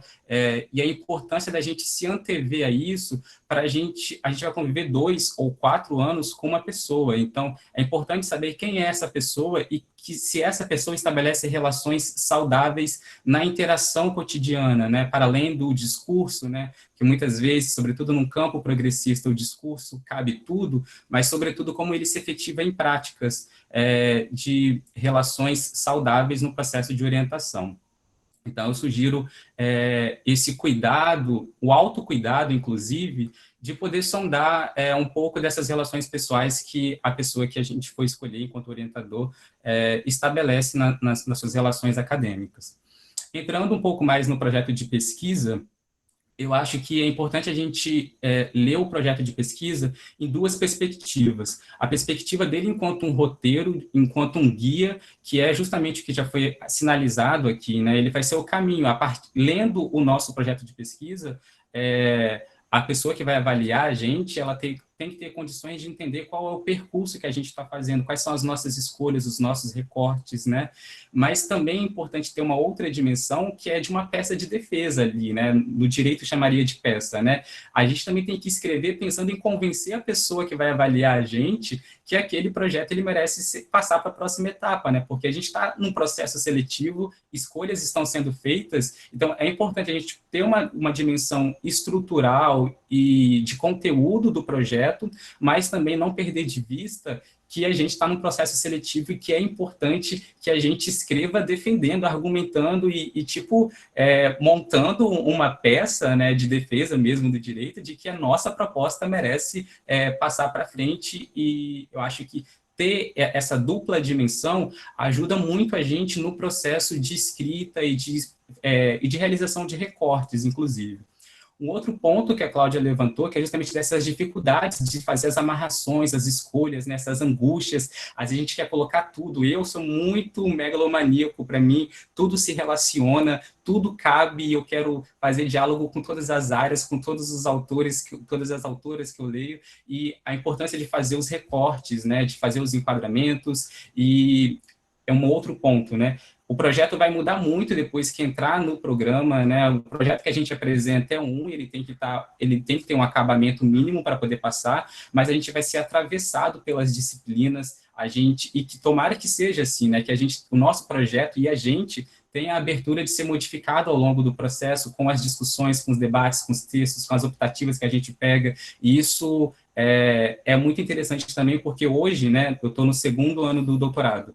O projeto que eu apresentei lá no processo seletivo é muito diferente do projeto que eu estou escrevendo agora, e que eu estou executando, na verdade, né? Então, a gente ter essa consciência também no percurso, de que é um projeto que a gente vai escrever para aquele momento, para aquela etapa do processo seletivo, e quais são os recortes e escolhas, e inclusive a leveza de poder colocar fins, né, de tipo, às vezes a gente acha que não está muito bom, que poderia incluir mais coisas, e mais autores, mais discussões, mas a gente vai ter todo um processo pela frente, né, todo um mestrado, um doutorado para desenvolver isso, mas não ter um pouco mais de cuidado. Isso não significa se eximir do cuidado de fazer os recortes para um projeto bem acabado, né? Isso não é um argumento para fazer um projeto de qualquer jeito, muito pelo contrário, apenas explicando ele numa dimensão mais processual, assim. Acho que um outro ponto também relacionado a isso é que a gente a gente lê muito pouco, a gente é muito mal formado para essa dimensão metodológica, assim, sabe, de estrutura, de ler sobre metodologia, de ler sobre processos de pesquisa, assim, sobre escrita de pesquisa acadêmica. Na verdade, a gente acha que a BNT é muito chato, que essas discussões são muito chatas, e a gente acaba empurrando isso com a barriga. E aí, quando chega num processo desse, a gente se depara de frente com ter que fazer algo concreto, assim, do tipo, tá, você acha chato, você acha que isso é irrelevante, que isso é um saco, mas agora você tem que lidar com essas normas, com essas regras que você não quis lidar antes. E aí, o que você faz agora? Então, eu acho que também os projetos têm de forma geral, inclusive eu, olhando o meu projeto para trás agora, eu vejo que ele poderia ser muito melhor, obviamente. E olha que eu gosto de ler, esse é um tema que me interessa muito, assim, sabe, metodologia, técnica de pesquisa, eu fui monitor disso por anos, eu trabalho com formatação, com revisão de texto acadêmico, enfim, mas como que é esse diferencial de ler sobre projetos de pesquisa? Então, eu super recomendo que as pessoas que estejam interessadas, seja mestrado, seja doutorado, tenham acesso, faça cursos online. Tem cursos agora nos canais do YouTube muito bons sendo realizados sobre processo de escrita, produção de texto acadêmico, escrita de projeto de pesquisa. Eu quero citar 4 canais para tentar ser um pouco mais pragmático, né, que podem auxiliar as pessoas a poderem ter informações relevantes para a escrita do processo para o projeto de pesquisa. Então, a Rosana Pinheiro Machado, ela tem um canal no YouTube e ela está oferecendo um curso. Se você for lá no canal dela no YouTube, da Rosana Pinheiro Machado, vai ter a playlist Curso de Escrita Acadêmica. E daí, vários pesquisadores de universidades federal do Brasil, são 2 vezes por semana que ela está lançando episódios, né? E daí, cada dia, um pesquisador de referência da Universidade Brasileira escolhe um tema e debruça sobre esse tema nesses vídeos que ela está colocando dentro dessa playlist Curso de Escrita Acadêmica. O professor Luiz Augusto Campos também, ela é da área de antropologia, né? O professor Luiz Augusto Campos, que é da área da ciência política, ele é do IESP, ele também tem um canal no YouTube e ele tem uma playlist chamada Desenho de Pesquisa e Escrita Acadêmica em Ciências Sociais. Lá também tem aulas sobre projeto de pesquisa. Então, se informem, são pessoas que a gente confia, né? Não são informações de pessoas aleatórias, são docentes das universidades públicas com material qualificado disponível gratuitamente no YouTube. No canal da USP também tem uma playlist chamada Práticas de Leitura e Escrita Acadêmica, que ele também tem uma série, mais de 30 a 40 vídeos só sobre práticas de leitura, projeto de escrita, como destrinchar um argumento, como destrinchar um objeto de pesquisa, enfim, tudo isso que a gente não gosta de ler, mas que em determinado momento a gente precisa ler. E, por último, o canal da Tese 11, da Sabrina Fernandes, que tem uma playlist chamada Dicas, que aí ela tem uns 3 vídeos, que também tem um vídeo falando sobre projeto de pesquisa e o outro sobre como se organizar para estudar e tudo mais. Uma outra dica, que é o que eu faço, porque esses vídeos são bem longos, né? São videoaulas, assim, de 50 minutos, 1 hora. O que eu faço? Eu acelero o vídeo no YouTube, eu acelero a velocidade do vídeo no YouTube. Quando você vai assistir, se você apertar aquela engrenagemzinha, tem a possibilidade de você mudar a velocidade do vídeo. Então, se você, por exemplo, colocar na velocidade 2, o vídeo que dura 1 hora, você assiste ele na metade do tempo. Então, você consegue assistir mais vídeos. E se você quer uma informação que você não sabe onde ela vai aparecer. Então, se você acelerar o vídeo por essa barra, você não perde nenhuma informação e isso consegue otimizar para ver muitos vídeos e, enfim, entrar nessa lógica capitalista aí de assistir muitos vídeos e tudo mais. Outros pontos que eu queria destacar em relação à defesa do projeto e à arguição, né? A gente vai com muito medo para a entrevista, né? Geralmente muito angustiante, enfim, é muito incerto, e acho que a gente procurar ter uma leveza é muito grande no sentido de que compreender que só vão perguntar aquilo que está no nosso projeto ou aquilo que sentiu falta, que ninguém está ali querendo matar a gente, que ninguém está ali querendo acabar com a gente. Eu acho que não existe nenhum pacto sendo feito para destruir a nossa reputação e o nosso trabalho. Eu acho que quando a gente compreende que a banca está ali para tentar ver se o que a gente escreveu a gente consegue sustentar, ou se às vezes tem lacunas, coisas que a gente deixou, às vezes não está muito bem amarrado, a arguição vai ser justamente esse momento de tirar dúvidas, assim, sabe? Tipo, você falou isso, mas aqui você não falou, como que é isso? Enfim, tentar compreender que a banca está ali, inclusive, para estabelecer um diálogo, né, e não para acabar com a gente. Então, acho que isso dá um pouco mais de leveza para com que a gente vá para essa parte específica, né, da arguição, com menos medo, com menos insegurança, assim, sabe? E eu acho que isso faz muita diferença quando a gente também compreende as nossas subjetividades. Se você é uma pessoa muito insegura, ou ansiosa, enfim, coloca uma música umas horas antes do horário da entrevista, sabe? Procure acionar o seu repertório de autocuidado, de coisas que te deixam leve, vai fazer alguma coisa que você acha que vai ser terapêutico para você nas horas antes, para você não entrar numa engrenagem de ansiedade, de crise de ansiedade, enfim. Eu acho que isso é uma boa aposta. Acho também que, embora esse processo ele não peça memorial, mas eu acho que isso é muito importante, a gente fazer uma autoanálise da nossa trajetória acadêmica. Eu acho que quando a gente chega num processo, por exemplo, na arguição, na defesa do nosso projeto, conseguindo nos situar enquanto pesquisadores e pesquisadoras dentro de um programa, sabendo o que qual é a nossa expectativa diante do programa, diante da orientação, eu acho que isso é um salto muito grande, porque a gente se coloca de modo mais consciente no processo, porque às vezes a gente fica sempre encarando o processo seletivo como a gente sendo avaliado, como se a gente tivesse que provar o tempo todo alguma coisa, mas a gente também está avaliando, a gente também está fazendo escolhas, e é justamente pensar sobre isso, por que a gente está escolhendo esse programa, por que a gente está escolhendo essa instituição, essa pessoa para nos orientar, essa linha de pesquisa, qual é o nosso lugar, como que isso se encaixa na nossa trajetória acadêmica, na nossa trajetória enquanto pesquisadores e pesquisadoras. Ter essa perspectiva, eu acho que traz um pouco mais de agência, de autonomia, de maturidade, inclusive dentro dos próprios processos de arguição, assim, da gente se colocar nesse lugar, de fazer um mergulho de si, né, nessa vida acadêmica. E entender também que acho que é um processo também de maturidade, de crescimento, de que a gente tem que pensar não apenas no que é a nossa pesquisa, como também no que não é a nossa pesquisa. Porque às vezes também a gente vai muito ser questionado na banca, por que você não fez determinada escolha, por que você não utilizou determinada categoria.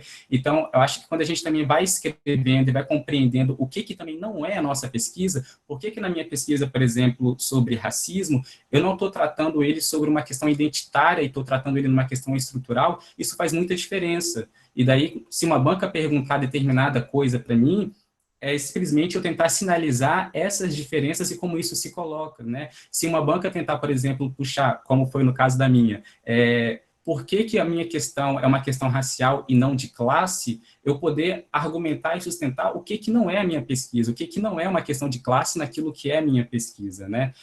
Eu acho que ter esse comportamento ajuda muito. E encarar essa arguição também como algo que você vai defender seu projeto com todas as garras, assim, sabe? Aquilo é a sua verdade naquele momento, assim. É também como que você sustenta a sua verdade naquele momento. Na minha arguição, eu fui confrontado com essa noção de classe, de raça e tudo mais, e eu lembro que eu fiquei muito nervoso, e eu comecei a jogar um monte de número, um monte de conceito, um monte de teoria, comecei a falar um monte de coisa, eu trouxe dados, eu trouxe vivências pessoais, eu saí com uma impressão de tipo, caramba, eu perdi o controle, já fui reprovado aqui, porque eu falei pra caramba, eu destruí, acabei assim, achei que eu tivesse me excedido demais, falando muitas coisas, e me surpreendi com a nota, assim, porque foi justamente onde eu tive a maior nota, que foi justamente onde eu tive que provar. E eu utilizei todo o meu repertório, tanto quantitativo, quanto qualitativo, quanto conceitual, quanto teórico, para sustentar, e eu achei que eu estava sendo exagerado, mas era justamente aquilo que me garantiu uma boa nota, assim, nesse processo. Então, é também compreender, e obviamente, como cada um se constitui teoricamente, assim, como cada um compreende a sua pesquisa, os referenciais do seu campo, né? Mas, e como que também a gente pode incorporar críticas construtivas, assim, às vezes a banca faz um apontamento na hora e a gente nunca pensou, e admitir aquilo, tá tudo bem também, assim, sabe, o nosso projeto vai ter falhas, vai ter lacunas, e a gente também conseguir admitir, inclusive, na hora da defesa, na hora do projeto, falar, nossa, eu não tinha pensado nisso, mas eu acho que faz todo sentido, vou incorporar, inclusive entrando nesse programa, eu acho que esse programa me dá condições de avançar nessa discussão e tudo mais. Então, aquilo que seria uma crítica acaba sendo revertida para uma apropriação dessa crítica e uma utilização a favor. E, enfim, eu acho que a gente precisa compreender se colocar mais nesses processos de construção do nosso lugar, né, de agência, enquanto pesquisadores e pesquisadoras que estão se submetendo à pós-graduação. Obviamente que isso é construído, isso não está dado, né, como que a gente se coloca, qual é a nossa postura, né, dentro de um processo seletivo, e acho que a gente tem muitas coisas para falar ainda, mas eu vou abrir espaço para a gente ir para a roda de conversa. Agradecemos ao Vitor de Jesus, que fez essa brilhante exposição com dicas valiosas sobre a sua experiência de ingresso no doutorado. O ruim desse evento é que não tinha na minha época, eu já identifiquei, assim, porque os meus colegas de turma devem estar pensando a mesma coisa que eu, como vocês que vão ingressar estão tendo essa facilidade, essas informações privilegiadas vindo direto das professoras, da banca, do processo seletivo e também dos discentes que conseguiram boas pontuações nos processos seletivos anteriores. Então, eu só estou chateada, na minha época não tinha nada disso. Tá? Mas que bom que nós tomamos essa iniciativa e que se mantenha para os próximos processos seletivos. Vamos começar a rodada de perguntas. O Tiago Madeira foi o primeiro que solicitou a fala. Tiago, está por aí? Ei, Dani, tudo bem? Quanto tempo? Fica à vontade, querido. Saudades. Satisfação ver o Ziné e Márcia, mesmo que pela telinha, já faz um tempo que eu cursei nas ciências sociais.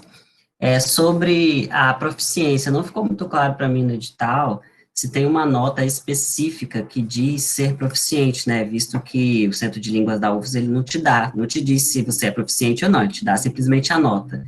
E também eu tenho o certificado do Centro de Línguas da UFMG, queria saber se o programa aceita e se tem uma nota de corte para saber se declara proficiência ou não. Obrigado. Euzeneia? Fazer um bloco de perguntas, não? Tudo bem. O próximo seria Luciana Silvestre, mas eu acredito que ela saiu, vou ter que depois compilar as informações que ela deixou ali no chat. Então, vou passar para o Fabrício. Fabrício Moraes. Ei, boa noite a todos, estão me ouvindo direitinho? Sim. A minha pergunta, deixa eu ver aqui, que já até perdi aqui, é para a professora Eusineia.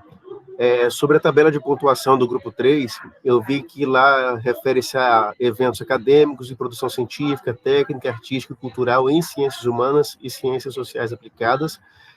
Minha dúvida sobre esse tópico é se projetos de extensão, como, por exemplo, a atuação em coordenação de uma jornada acadêmica, atuação na coordenação de uma semana de arte e cultura ou condução de oficinas, tudo devidamente registrado através de projeto de extensão, se isso conta pontos no tópico participação com apresentação de trabalho em eventos acadêmicos ou em algum daqueles outros tópicos que constam na tabela.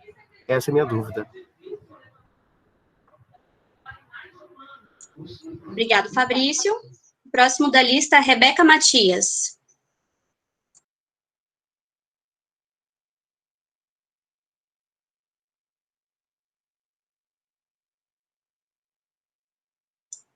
Rebeca está por aí? Saiu? Vamos passar para o Rafael Silva. Ei, tudo bom? Estão me ouvindo? Estamos ouvindo, pode falar, Rafael. Então, a pergunta ia ser para Elisa, mas indiretamente o Vitor me respondeu. É porque ele acabou que tudo que eu queria perguntar, o Vitor, ele acabou respondendo, assim, né? Mas eu queria falar sobre a questão do projeto, né? É que quando eu fui fazer pela primeira vez, eu não tinha a dimensão que eu tenho hoje, assim. Por isso que eu acho que foi importante eu tentar de novo, porque esse tempo, 1 ano, né, vai fazer, foi importante para eu modificar o meu pré-projeto e ele ser melhor do que o que eu tentei primeiro, né? Então, acho que foi esse nome dela, ela falou a questão da leitura, né? De você pesquisar o que você pesquisa mais, que você vai apresentar no seu projeto. E o que fez eu modificar assim, o pré-projeto e ele se tornar melhor do que ele era, foi justamente um fragmento de um texto onde a autora ela fazia um questionamento, né? E assim, sobre por que não pesquisam isso. E eu fui procurar saber se realmente não pesquisavam isso, realmente não pesquisavam sobre esse tema. E acho importante assim, que eu tenho, quando a gente sai da graduação ou não, a gente tem um tempo para a gente refletir sobre o que a gente vai apresentar. É isso. Obrigado, Rafael. Professoras, a primeira pergunta da Luciana Silvestre, que saiu, mas deixou algumas questões aqui no chat, seria sobre a validade ou temporalidade aceita para as comprovações das proficiências das línguas, seja pelo certificado dos cursos ou pela comprovação do mestrado. Ela quer saber em questão da validade da proficiência. Uma outra pergunta dela é que ela está dizendo que lá no edital do doutorado, ela ficou em dúvida sobre o item 5.6.7, que diz respeito da classificação conforme disponibilidade do orientador, onde está escrito que os candidatos obtiveram nota suficiente para serem aprovados, mas que, pela ordem de classificação, não sejam inicialmente contemplados nas vagas do professor orientador indicado, poderão ser convocados à matrícula por ordem de classificação, caso haja desistência do candidato selecionado para a vaga prevista neste edital do mesmo professor orientador indicado. Aí ela gostaria de maiores explicações sobre este item do edital. Mais para frente, tinha mais uma dúvida dela. Na tabela de pontuação dos artigos, que está previsto meio ponto até 1,5 ponto, ela gostaria de saber sobre itens de experiência profissional. Lá na comprovação do Lattes, na produção científica de 2015 a 2020, esses itens de experiência profissional podem ser além desse intervalo de tempo que foi estipulado de 2015 a 2020? Acredito que teria mais uma dela também, da Luciana, uma última pergunta sobre o preenchimento do formulário, se a gente está pedindo um preenchimento manual escaneado ou se vai ter um formulário editável a ser preenchido. São essas as questões da Luciana. Lá embaixo, acho que mais ninguém colocou questões novas, né? Mas alguém que eu não estou vendo no chat, tem alguma questão? Pode abrir o microfone. Não? Então, acho que podemos dar a palavra para as professoras fazerem as suas considerações.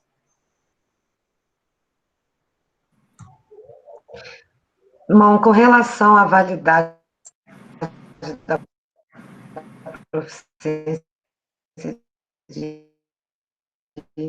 língua, 24 meses, ou seja, 2 anos.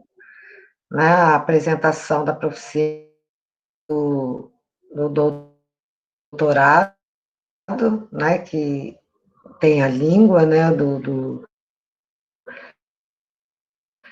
mestrado que a pessoa fez, ou quem já fez, apresentar para o mestrado, ela tem que estar dentro do prazo de 24 meses, ou seja, 2 anos. Então, acho que são mais direcionados ao doutorado, né, a Eusinéia.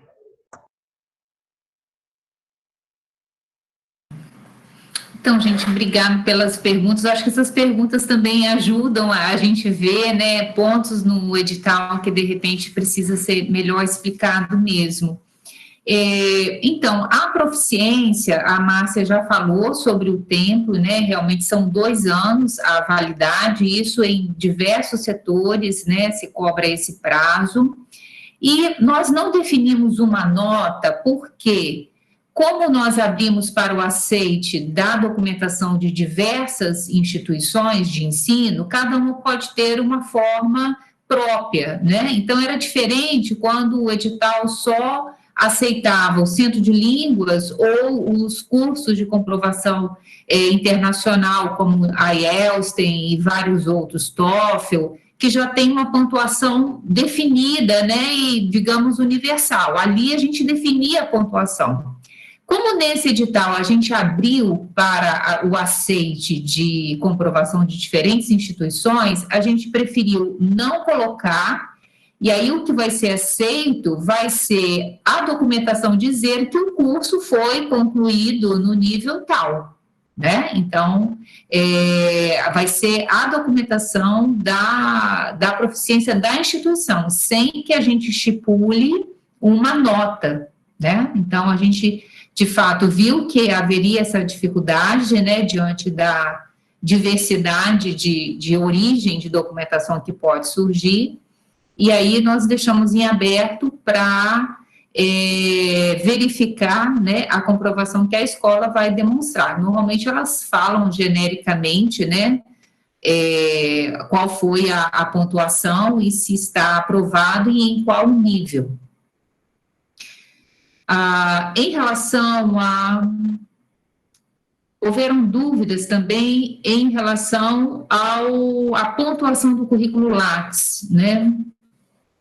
A pontuação do currículo realmente é muito importante e nesse edital a gente está pedindo que vocês já façam um preenchimento e a gente vai conferir. É importante também que toda atividade mencionada seja comprovada, então, se não tiver comprovação também não vai contar, então, cuidado com o currículo também é importante, porque, como eu disse antes, ele pode determinar a ordem da classificação, que, por sua vez, tem um impacto lá na distribuição de bolsas, não é?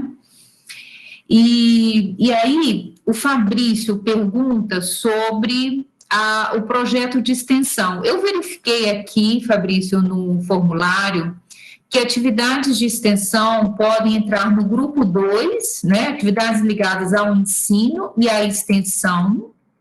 Então, dependendo da atividade, pode entrar no na penúltima linha desse grupo, que chama monitoria, IC, PET, PIBID ou membro de atividades de extensão. Então, você tanto pode, no seu currículo, descrever que você desenvolveu uma atividade como membro, né, uma ação de extensão, como pode ser a última linha desse grupo, que é a gestão e coordenação de ensino, pesquisa e extensão. Então, se você tiver também coordenado algum projeto de extensão, também tem um espaço para ele aqui na última linha. Essa atividade de extensão, ela pode ou não ter se desdobrado em participação em eventos. Se isso aconteceu, você registra no grupo 3. Nós temos um grupo aqui de itens específico para eventos acadêmicos e produção científica, né? E aí tem participação como ouvinte, como apresentador de trabalho, organizador de livro, aí já é produção científica, né? Enfim, o que eu queria te dizer é que você tem 2 grupos nesse formulário que você pode incluir as suas atividades, né? Se gerou participação em evento, vai para o grupo 3. Se é uma atividade de extensão ou coordenação de projeto de extensão, ela vai para o grupo 2. A outra pergunta foi a respeito de experiência profissional e a pontuação de artigo, qual é o período. Então, nesse ponto, a gente tem que ser bem rigoroso em relação ao que diz o edital, né? Então, se o edital estipula um período de 2015 a 2020, como período para a gente considerar a contagem do Lattes, a gente precisa seguir essa regra para todos os casos, senão a gente acaba criando uma distorção, né, na análise das candidaturas, o que não é bom, a gente precisa seguir o mesmo parâmetro. E a gente colocou um prazo bastante longo, né, às vezes os editais pedem os últimos 2 anos, os últimos 3 anos, mas considerando que, às vezes, você tem um tempo maior, né, da passagem do mestrado para o doutorado, nós definimos esse período de 5 anos. Então, é um período bastante longo e nós vamos seguir essa marca, só vamos considerar desse período. E um outro ponto sobre o item 5.6.7 do edital, que é a disponibilidade do orientador. O que ali está colocado em relação ao número de vagas que o orientador ele ofereceu. E todos os nossos professores que ofertaram vaga, eles estão estipulando ou 1 ou 2 vagas. Então, a não ser que o colegiado, depois, na homologação, resolva alterar isso, o que o edital diz é que serão aprovados candidatos dentro daquela quantidade de vagas ofertadas, né? Então, se houver um número maior de candidatos aprovados e só houver 2 vagas para aquele professor, o 3º, o 4º classificado, ele não consegue ocupar essa vaga desse professor. Mas a banca pode vir a indicar a orientação desse candidato ou candidata para um outro professor, né, que estejam com vagas, ou o próprio colegiado pode definir. É por esse motivo que o resultado final mesmo do processo seletivo, ele só acontece depois que o resultado é homologado no colegiado, porque o colegiado ele tem autonomia para tomar decisão sobre esses casos não previstos, né? Então, o que eu diria é que, a princípio, as vagas, né, garantidas está dentro do limite de vagas que os professores ofertam. E casos, né, excepcionais, aí fica como casos a serem decididos depois, né? E sobre o formulário editável, foi bom vocês terem falado sobre o formulário, essa é uma preocupação nossa também, porque antes, quando a inscrição era através da CID, né, poderia até mandar o edital por e-mail para vocês, mas agora, como é tudo, né, o processo de inscrição ele é online, esse edital, ele está em PDF. Nós vamos ver, né, até seguindo essa pergunta, se é possível a gente colocar um edital em Word no site do PGCS, mas já me falaram que só consegue entrar coisa em PDF lá. Mas, enfim, é uma coisa que nós vamos ter que olhar. Foi bom vocês terem perguntado para a gente já se movimentar também nesse sentido, né? De ver uma forma de colocar um formulário editável no site para vocês, para ser facilitado, né, o preenchimento, porque senão vai ter que digitar ou fazer à mão, e fazer à mão é complicado, porque tem um problema da caligrafia, né, que pode não ser compreendida. Então, obrigado pelas perguntas. Euzenéia, acho que ficou só uma pergunta para a gente repetir. A Aida Brandão colocou aqui no chat que teve um pequeno corte no áudio e ela não escutou a questão sobre os 24 meses, se são após a conclusão do mestrado ou após a prova de proficiência. Após a prova de proficiência, não é, Márcia? Exatamente. 24 meses após a prova de suficiência que você prestou. Beleza. Pessoal do chat, gostaria de apresentar mais alguma questão? As professoras gostariam de fazer uma consideração final? Estou vendo o Vitor com o dedinho levantado, vou passar a palavra para ele.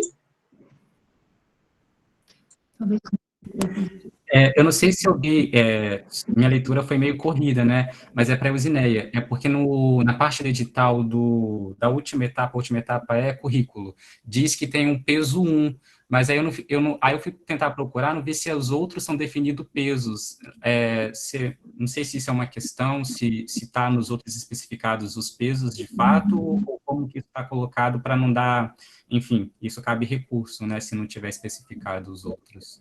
Tá, eu acho que é nota 10, Vitor, que está depois. Ele forma 10, né, ele vai até 10, e esse 10, ele é definido a partir da nota do melhor currículo. O melhor currículo tem nota 10, a partir dele a gente faz regra de 3 para definir as outras notas, né, isso é uma regra que já vem usada em vários editais.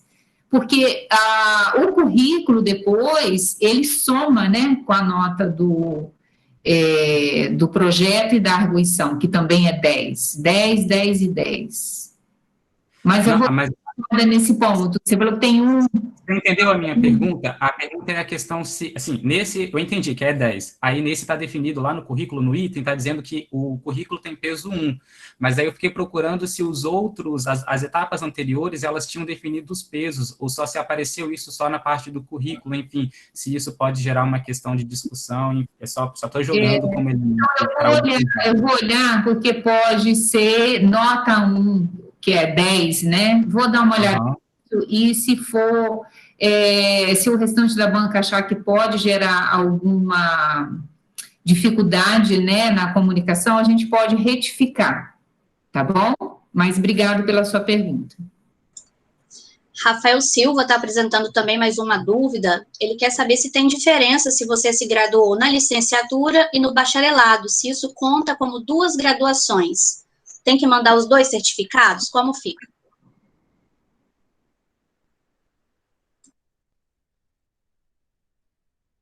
Acho que é mais para o mestrado essa, né? Olha, realmente, não sei se tem os 2 certificados, né? Coloca os 2. Né? Mal não fará, né? Se tem 2, licenciatura e bacharelado, ótimo. Acredito que encerramos as questões, mas ninguém se manifestou ali no chat. Gostaríamos de agradecer a participação de todos e todas, especialmente a participação das nossas docentes, representando as bancas do processo seletivo, professora Euzenéia Carlos, professora Márcia Barros, e também os nossos discentes, Elisa, Cláudia e Vitor, pelas suas valiosíssimas contribuições para os alunos que têm interesse em ingressar. Antes da gente encerrar, eu gostaria de convidá-los para o nosso evento de amanhã, porque nós temos essa semana de comemoração, então amanhã tem mais um dia da nossa abertura. Amanhã nós teremos uma roda de conversa com pesquisas discentes no PGCS, um tipo de web confraternização. Você pode preparar os seus comes e bebes, cada um na sua casa. Nós vamos conhecer trabalhos de alguns discentes do PGCS, alguns do mestrado, outros do doutorado, e eles vão compartilhar um pouquinho do que tem pesquisado aqui no nosso programa. Então, se você quer conhecer o que os nossos discentes fazem dentro do PGCS, você está convidadíssimo amanhã, às 18 horas, nesse link que também está disponível nas nossas redes sociais. Você pode procurar PGCS e UFES no Instagram. A gente tem colocado todos esses recados lá. Estejam convidadíssimos para participar com a gente amanhã, com seus comes e bebes, com um clima descontraído, com um pouco de música, e nós vamos compartilhar um pouquinho do que cada um de nós tem feito aqui no PGCS. Agradecemos mais uma vez a presença de todos. Esperamos vê-los amanhã. A todos uma boa noite. Obrigada, gente. Foi muito bom conversar com vocês. Valeu, professora. Obrigadão. Obrigada. Valeu, Márcia. Muito obrigada. Boa noite. Até mais, boa noite. Obrigada. Boa noite, Elisa. Estava com saudade. Boa sorte aí para quem vai tentar a seleção. Boa sorte a todo mundo. Sejam bem-vindos. Boa noite, boa sorte. Tchau. Até amanhã, galera. Tchau.